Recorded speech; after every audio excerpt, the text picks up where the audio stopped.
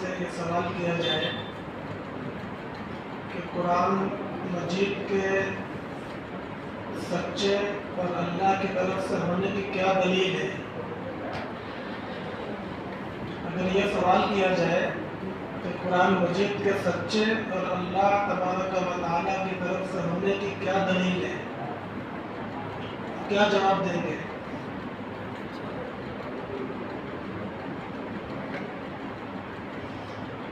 دیکھیے، جواب تو بہت سے ہیں،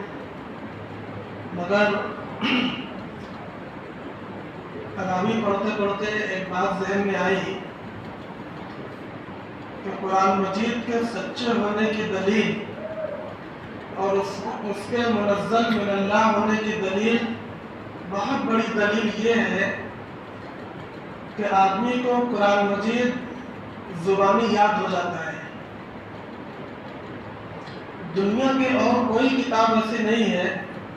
جو اس طرح یاد ہو جائے کہ آدمی کھڑا ہو کر سرسر اس کو سنا دے۔ اور مزید حیرت کی بات یہ ہے کہ کتاب اس کو یاد ہو رہی ہے جو اس زبان کو جانتا ہی نہیں۔ اگر عربی کو وہ جانتا،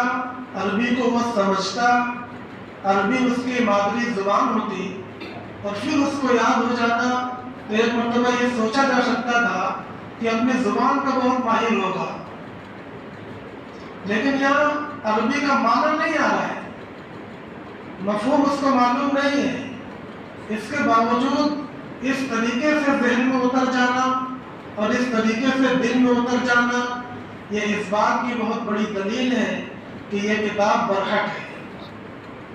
اور اس بات کی دلیل ہے کہ یہ اللہ تبارک و تعالیٰ کی طرف سے ہی ہے۔ یہ ہے اس کا جواب۔ اور یہ جو جواب میں نے دیا، اس سے ایک بات اور نکلی کہ اللہ تبارک و تعالیٰ کا وجود برحق ہے، کوئی ہے